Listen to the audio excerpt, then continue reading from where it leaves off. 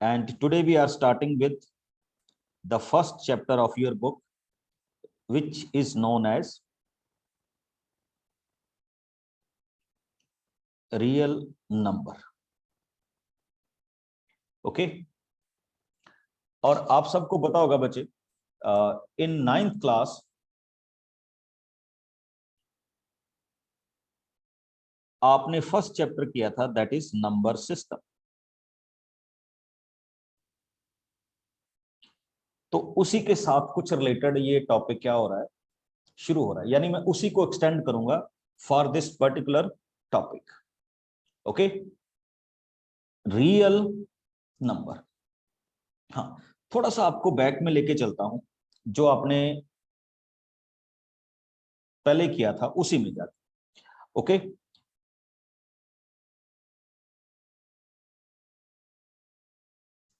Whole number, और मैंने ये भी बताया था कि why we are calling it whole number. और होल नंबर जो हमारे पास है बच्चे, वो क्लोज्ड, एडिशन और मल्टीप्लिकेशन, ये तीनों प्रॉपर्टीज को बड़ा सुटेबली क्या करते हैं, फॉलो करते हैं। क्लोज्ड का मतलब क्या है कि if we multiply two whole number we get whole, if we add two whole number we got whole number. Okay,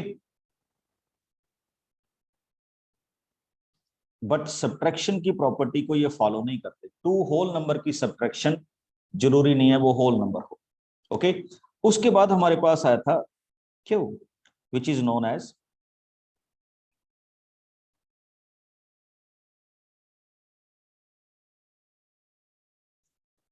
rational numbers. Okay,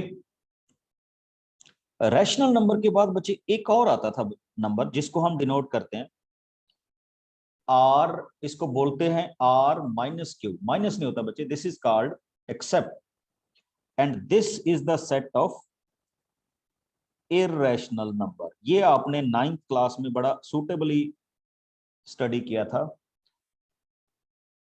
in the chapter number system.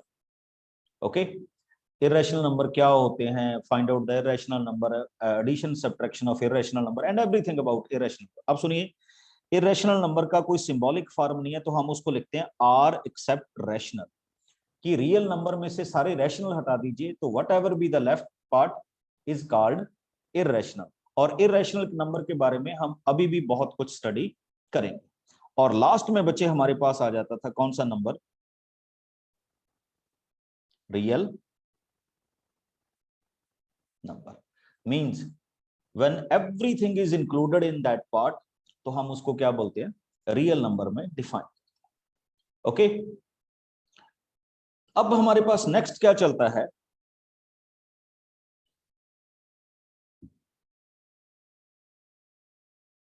Divisibility. जो basic rule आपकी first exercise में applicable होता है, तो that rule is called divisible. अब एक notation देखिएगा, when I said 8/4, तो इसका मीनिंग क्या होता है बच्चे कि 8 इज डिविजिबल बाई 4। तो 8 को हम क्या बोलते हैं, dividend, and 4 is known as divisor. एक डिविडेंड होता है और एक क्या होता है, डिवाइजर होता है। ओके, अब जरा दूसरा पार्ट देखो,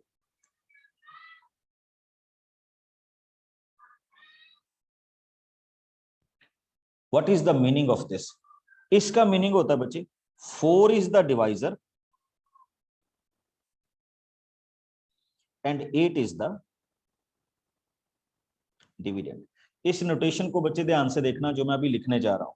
okay, when I am writing this way, A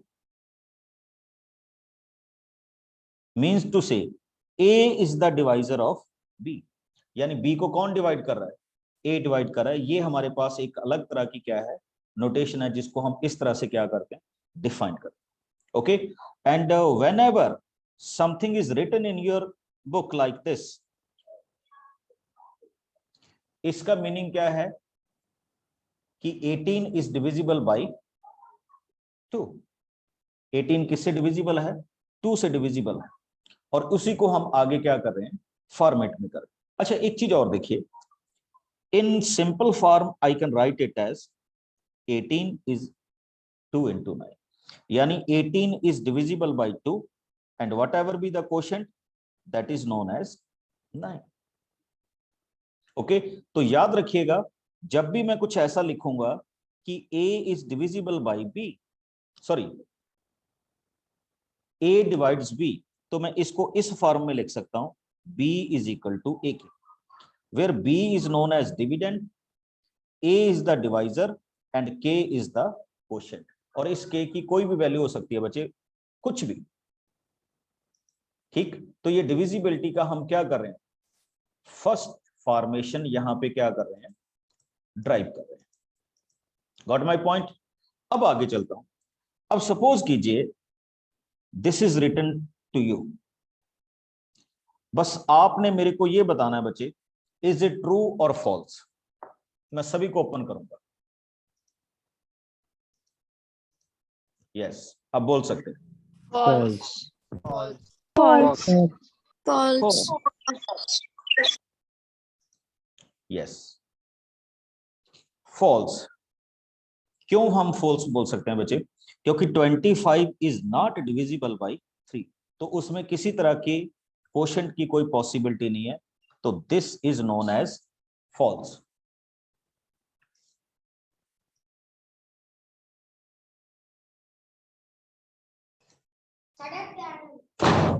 okay, तो इसको हम क्या बोलेंगे? फॉल्स की फॉर्मेशन में लेंगे कि ये हमारे पास क्या जा रहा है? फॉल्स जा रहा है। Very good. अब आ जाइए, ट्रू और फॉल्स। बड़ा सिंपल से क्वेश्चन पूछूंगा अभी, and then we start the topic. True. Very good. Negative और पॉजिटिव होने से किसी पे भी कोई इफेक्ट नहीं आता बच्चे, तो ये याद रखिएगा कि ये हमारे पास इस फॉर्मेशन का क्या है? आंसर है, जिसको हम इसी तरह से क्या करते हैं? डिफाइन करते हैं। एक चीज बड़ी इंटरेस्टिंग बता रहा हूं, if a b is true, तो इससे बच्चे मेरे पास दो रिजल्ट आते हैं, minus a b is also true, a minus b is true, and last में आपके पास क्या आएगा? Minus a and minus b is also true. Means to say कि अगर आपकी फर्स्ट पोजीशनिंग ट्रू है तो इसके सब्सिक्वेंट रिजल्ट होते हैं बच्चे, तो second one is also true, the third one is also true, and the fourth one is also true. तो ये हमारे पास इस क्वेश्चन की क्या है? फॉर्मेशंस हैं, जिनको हम यहां पे क्या करते हैं? डिस्क्राइब करते हैं। Got it? तो ये आपने याद रखना है, एक छोटी सी फॉर्मेशन। अब एक ऐसा क्वेश्चन जिसको बेसिकली हमारे पास छोड़ दिया गया है इस बार सिलेबस में, बट मैंने जैसा कहा था कि हम उसको करेंगे, and that very much part is called Euclid division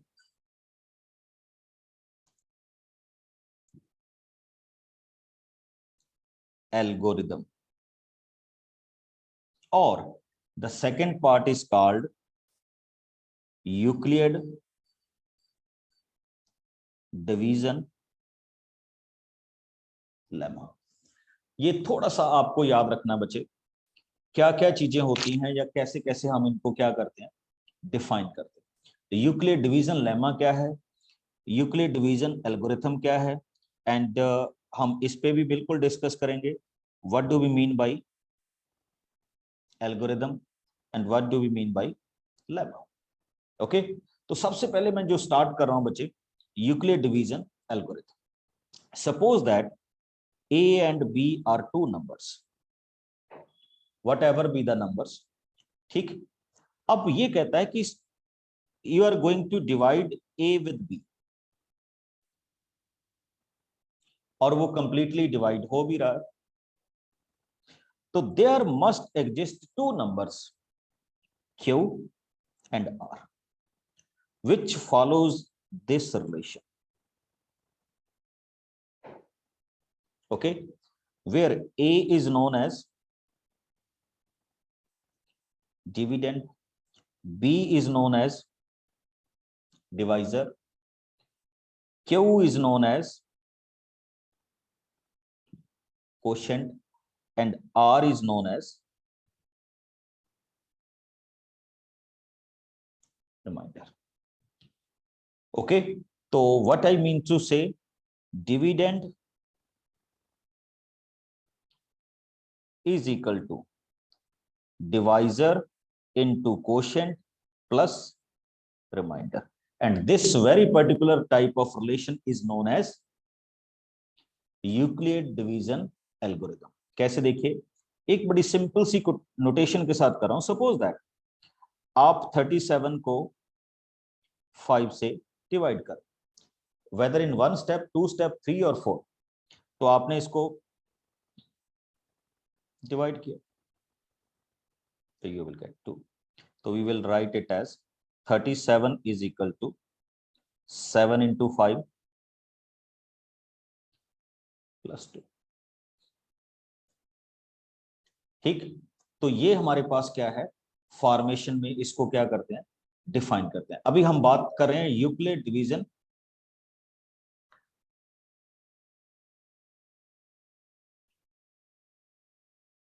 formation. इसी में हम क्या करेंगे, लेमा इंक्लूड करेंगे, बट वो अभी आने दो मेरे को पूरा। अब हमारे पास जो वैल्यूज आती हैं बच्चे, चेक कीजिए, मैंने एक वर्ड यूज किया एल्गोरिदम। इसको नोट कीजिए बच्चे, ये बहुत अच्छी स्टेटमेंट है। ठीक, algorithm is a series of steps, basically this series of steps which gives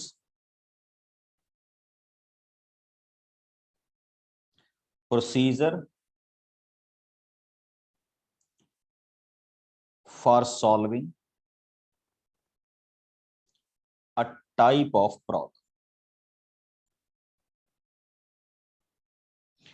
किसी भी प्रॉब्लम को सॉल्व करने के लिए जब हम स्टेप बाय स्टेप कोई रूल फॉलो करते हैं तो that particular type is called algorithm. Mathematics में हम उसको किस नाम से डिफाइन करते हैं बच्चे, एल्गोरिदम से। दूसरा वर्ड जो हमने यूज किया लेमा, जिसकी हम अभी बात कर रहे हैं, इस पे भी आऊंगा बच्चे। अभी लेमा क्या है, ठीक, और इसको हम बोल रहे थे, जो अभी हमारे पास चला था, यूक्लिड डिवीजन एल्गोरिथम, और इसको फंडामेंटल थ्योरम ऑन अर्थमेटिक भी बोल देते हैं, जो मैंने अभी आपके साथ डिस्कस किया। अब आइए लेमा। लेमा क्या होता है बच्चे, it is the proven statement, मतलब ये ऐसी स्टेटमेंट होती है जो ऑलरेडी क्या है, प्रूव्ड है। ओके, विच कैन बी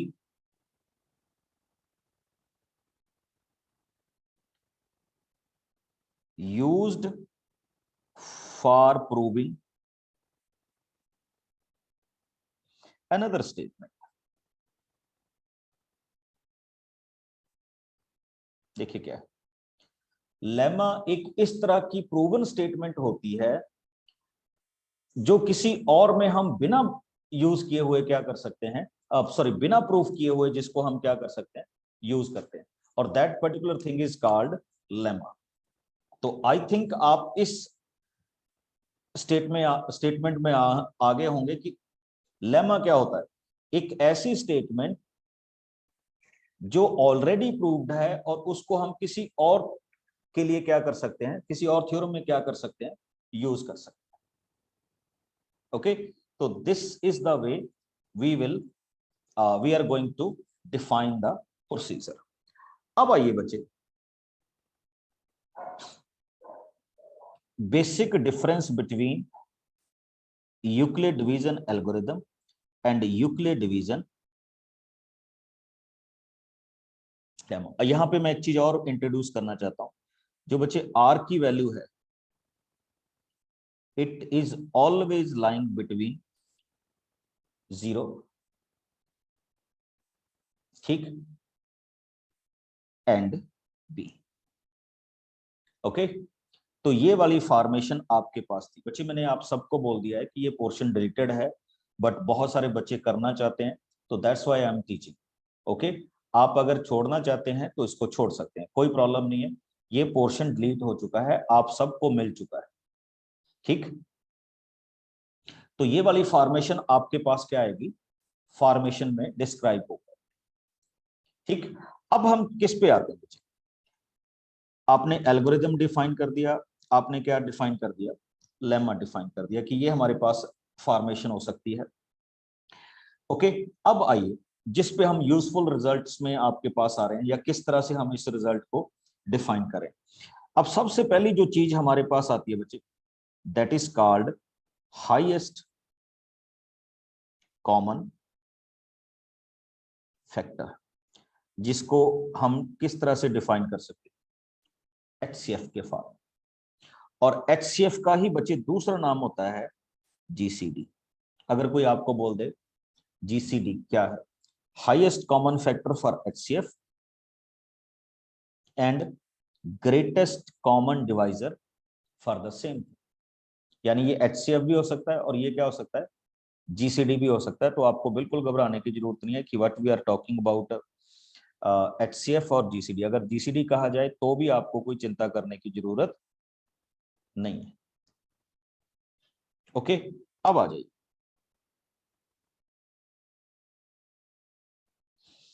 कैसे हम इसको डिफाइन करेंगे, या किस तरह से हम इसको डिफाइन करेंगे विद डिवीजन प्रोपोर्शन। क्वेश्चन देखते जाइएगा बच्चे, और मैं इसको एल्गोरिदम के साथ स्टार्ट करूंगा, यूक्लिड डिवीजन एल्गोरिदम के साथ स्टार्ट करूंगा। तो थोड़ा थोड़ा उसी के साथ आ रहा हूं। एल्गोरिदम क्या होता है, आपको कहा गया कि 870 एंड 225 के बीच में क्या फाइंड आउट कीजिए, सॉरी इनका क्या फाइंड आउट कीजिए, एचसीएफ फाइंड आउट कीजिए। बच्चे मैं यूक्लिड डिवीजन एल्गोरिदम के साथ इसको स्टार्ट करूंगा। अब क्या होता है, सपोज कीजिए ये है ए और ये है बी, तो हमारा टॉपिक स्टार्ट होगा बच्चे, we are going to find out the HCF between a and b. वैसे तो आप इसको प्राइम फैक्टराइजेशन से भी कर सकते हैं, बट अभी हम इसके लिए फॉलो करें यूक्लिड डिवीजन लेमा। तो लीजिए algorithm, sorry Euclid division algorithm. 870 is here and here is 225, divide कीजिए जैसे भी हम कर। ओके, तो डिवीजन में पहला स्टेप क्या आ गया बच्चे, 3, एंड हेयर इज, जब आप 3 के साथ करेंगे तो इट इज 675, और आपके पास लेफ्ट ओवर पार्ट क्या होगा, जिसको हम रिमाइंडर बोलते हैं, 195। अब इसको मैं एल्गोरिदम, ये तो डिवीजन थी, अब इसको एल्गोरिदम में लिख रहा हूं, 870, this is called algorithm. 225 divisor into quotient plus remainder, पहला स्टेप हो गया बच्चे। एल्गोरिदम क्यों होगा, क्योंकि अब मैं इसके नेक्स्ट स्टेप फॉलो करूंगा। अब क्या होगा, 195 डिविजिबल बाय 2, इसको नेक्स्ट डिवीजन में करना था फॉर नेक्स्ट स्टेप, मैंने इसी से कैरी ऑन कर लिया। तो 195, व्हाट विल यू गेट, 30। तो अब यहां से शुरू हो जाइए, your next step is 225 divided by 195, quotient is 1 and remainder is 30. Got my point? आगे चलते हैं बच्चे। Now we are moving to the third step. फिर से 195 आप सबको पता है, multiplied by 6, here you got 180, and what is the quotient, what is the remainder, 50। फिर से आ जाइए, 195, 30 is the divisor, 6 is the quotient and 15 is the remainder। बच्चे ये जो बनते आ रहे हैं ना, दिस इज कॉल्ड एल्गोरिथम, और ये मेरा प्रैक्टिकल फॉर्म है उसका। आपकी बुक में तो ऐसा नहीं बनाया जाता, बट ये उसकी प्रैक्टिकल फॉर्म है। कर तो आप वैसे भी सकते, कोई प्रॉब्लम। लास्ट में आ जाइए, यहां पे मैं थोड़ा सा आई थिंक अपना क्वेश्चन कंप्लीट होने जा रहा है। 15, 30,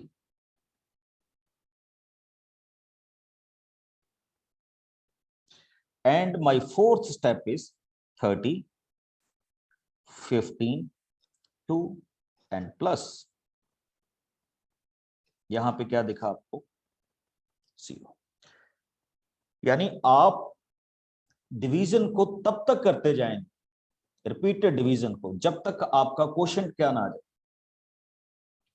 सॉरी क्वोशंट बोल गया, जब तक आपका रिमाइंडर क्या ना आ जाए, 0 ना आ जाए। और जहां पे देखिए मैंने कितने एल्गोरिथम में स्टेप्स किए, 1, 2, 3 एंड 4, और फोर्थ स्टेप में हम कंक्लूड हो कर गए। And what is the last divisor, the last divisor है आपका 15। और अगर मैं इसको नॉर्मली डिफाइन करने की कोशिश करूंगा without any explanation, the HCF of these two term is 15। यानी 15 इन दोनों में ऐसा नंबर है जो दोनों का हाईएस्ट क्या है, कॉमन फैक्टर है। फैक्टर और भी हो सकते हैं, बट इन दोनों का क्या है, हाईएस्ट कॉमन फैक्टर है। Got my point. तो यहां पे आके हमारा ये क्वेश्चन क्या हो जाता है, कंक्लूड हो जाता है 50। अब आप कहेंगे हमें इतना लेंथी जाने की क्या जरूरत है, ठीक। अब मैं आपको लेके आता हूं कि इसमें लेमा क्या है, ठीक। ध्यान से देखिएगा बच्चे, जिसकी मैं बात कर रहा हूं, ये प्रोसेस, हाँ कहां तक करना है, ये प्रोसेस बच्चे चलता जाएगा जहां तक आपकी वैल्यू क्या ना आ जाए, 0 ना आ जाए। जब आपकी वैल्यू 0 आ गई तो ये प्रोसेस क्या कर दिया जाएगा, रोक दिया जाएगा। Got my point. अब एक और स्टेप में, सपोज कीजिए this is given to you 135 225 and he said find the GCD of this formation। Okay, किसकी बात कर रहे हैं बच्चे, ग्रेटेस्ट कॉमन डिवाइजर, ठीक। तो लीजिए, अब मैं थोड़ा सा ऑर्डिनरी मेथड से करता हूं, जिसको आपने सभी ने ऑर्डिनरी वे से किया हुआ। तो first of all I will make the prime factor of 135, 5, 2, 70, 3,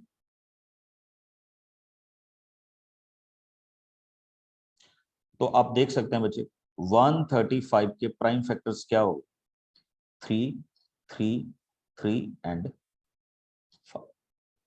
I think किसी को भी इसमें डाउट नहीं होगा। नेक्स्ट आ जाइए, 225 के प्राइम फैक्टर्स,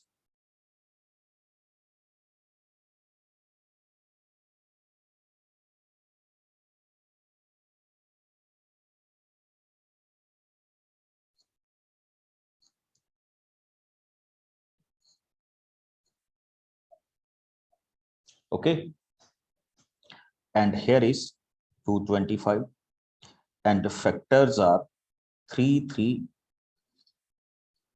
एंड 5। आप बच्चे नॉर्मली देख सकते हैं जब हम इन क्वेश्चंस में जाएंगे, what are the common factors, देखिए पहला 3, दूसरा 3 एंड 5। तो दैट मीन्स टू से इसका HCF क्या होगा, 45। ये ऑर्डिनरी मेथड है जो हम पहले भी क्या करते रहे, ट्राई करते रहे। मतलब इसमें मैंने कुछ नई चीज नहीं की, but this is the way how we can find out the HCF without division. अब मैं आपको लेके आता हूं जब हम इसको विद डिवीजन करें। तो लीजिए फिर से वही हाईएस्ट टर्म को अंदर रखिए, 225, 135, कैरी ऑन कीजिए। वैसे ये डिवीजन करने की जरूरत नहीं है, आप एल्गोरिथम में भी कर सकते हो, ठीक है। ये तो मैं थोड़ा सा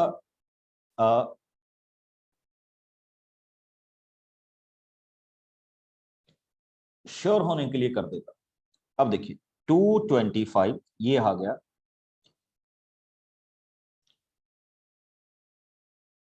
190 multiply 135 multiply 1 quotient 90. Now we moving to second step, 135 फिर से 45 and second step is 135 90 into 1 plus 45. Last step,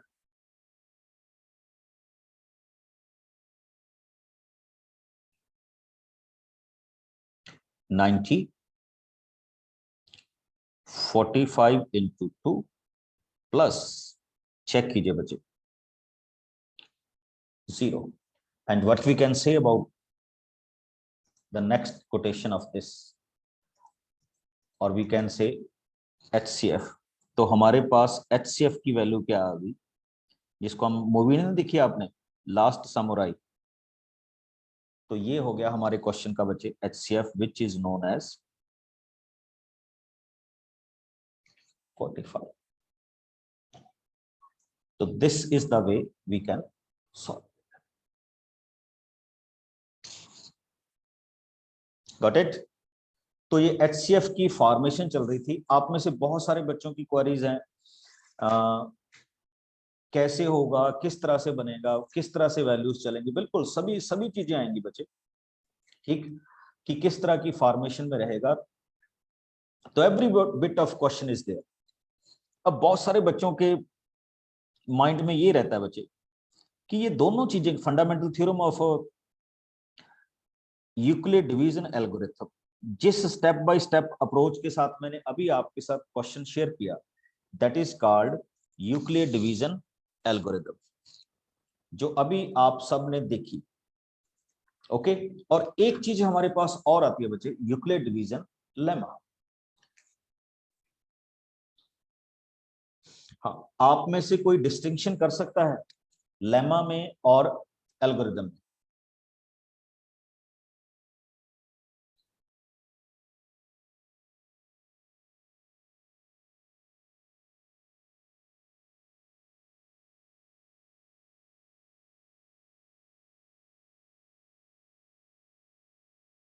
Yes, anybody?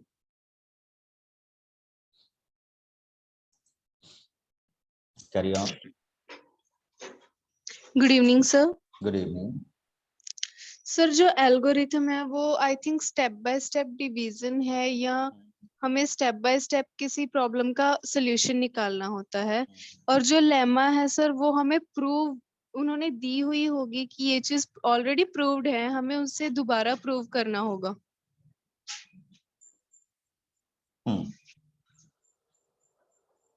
चलिए, ये तो आपने डेफिनेशन बता दी, ठीक है, कि ये हमारे पास क्या होगी, डेफिनेशन होगी कि ये एक क्या है, प्रूवन स्टेटमेंट। यानी प्रूवन स्टेटमेंट के लिए हम यहाँ पे क्या करते हैं, डेफिनेशन में। बिल्कुल ठीक है, लेमा क्या थी, एक प्रूवन स्टेटमेंट थी, और यहाँ पे हम उनको क्या करें, स्टेप बाय स्टेप अप्रोच में ले रहे हैं। ओके, अब आपके पास जो क्वेश्चंस का फॉर्मेट आता है बच्चे, आपके पास एक क्वेश्चन का फॉर्मेट आता है इसी तरह से कि find out the HCF and find the HCF और GCD, और एक और भी आता है दैट इज कॉल्ड LCM। ये आप करते भी हैं कि इस तरह से उनका HCF क्या किया जाएगा, फाइंड आउट किया जाएगा, स्टेप 1 में, स्टेप 2 में, या स्टेप 3 में, समथिंग लाइक दैट। अब हमारे पास एक और क्वेश्चन आता है which is very very interesting, और ये आपको RD वगैरह में मिलेगा। वो क्या कहता है कि find the HCF of 210 55, method जो भी आपका हो, doesn't matter, and express this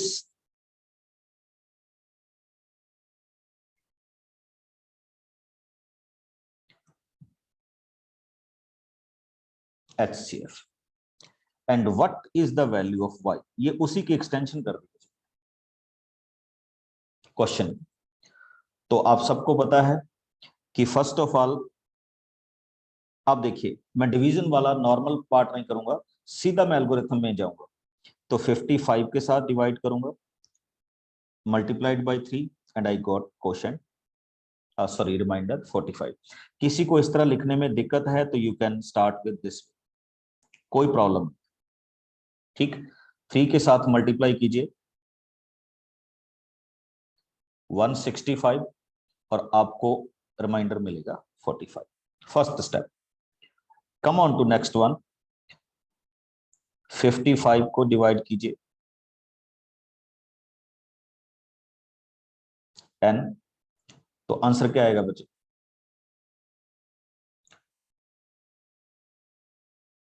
55 multiplied by 45 into 1 plus 10. Last 4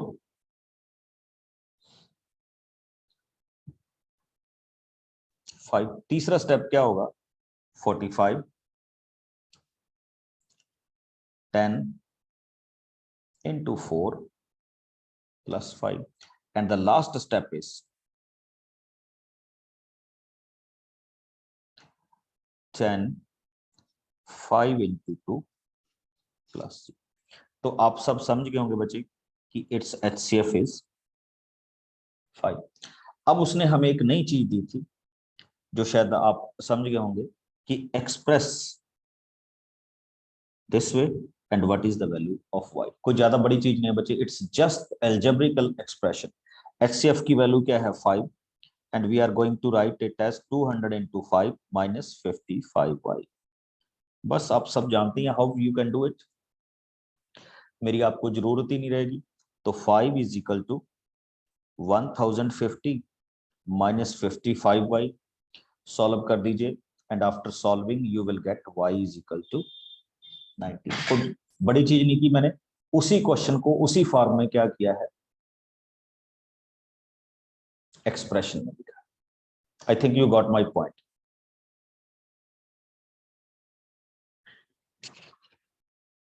हो जाएगा ना?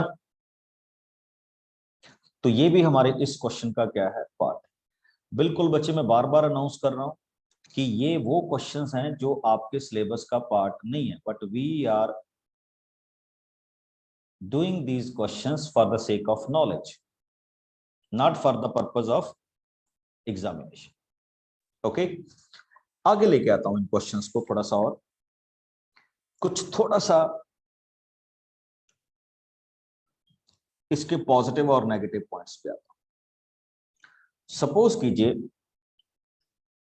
आपके पास ये नोटेशन थी और हमने एक्सप्रेशन में भी लिख दिया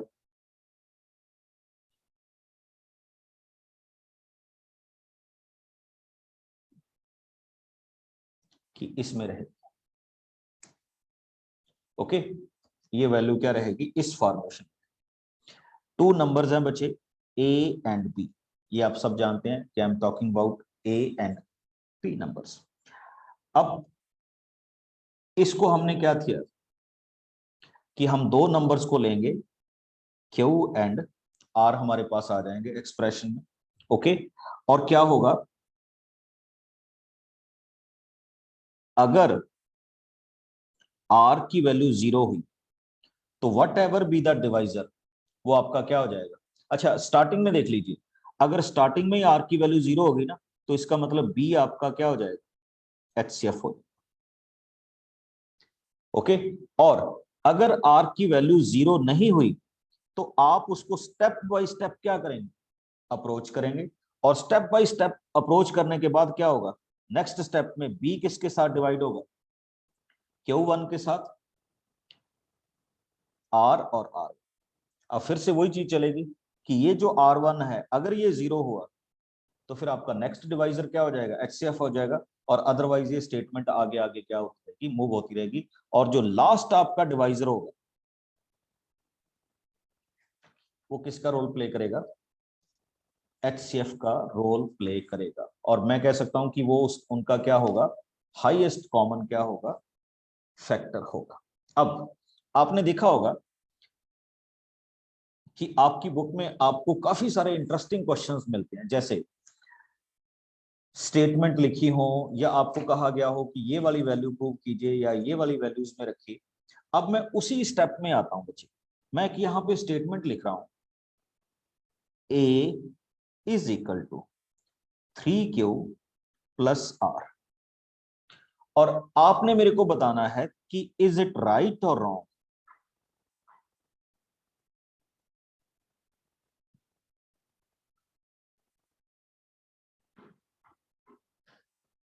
आप बोल सकते हैं कि दिस इज ट्रू और फॉल्स।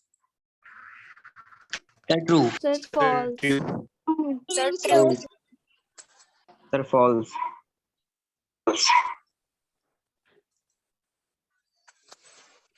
True है। बच्चे ये फॉल्स स्टेटमेंट है, चेक कीजिए why I am saying false. यहां पे मैंने R की वैल्यू क्या लिख दी, 3 लिख दी, 3 इज द डिवाइजर, तो इसका मतलब R की वैल्यू क्या होगी, ये देखिए, फ्रॉम 0 to 3, यानी 0 हो सकता है, 1 हो सकता है, 2 हो सकता है, बट क्या नहीं हो सकता, 3 नहीं हो सकता। तो ये मेरे पास स्टेटमेंट क्या होगी, फॉल्स हो। हाँ, मैक्सिमम वैल्यू 2 हो सकती थी। अगर ये क्वेश्चन ऐसा होता, मैं इसमें से 3 को हटा देता, तो नाउ इट इज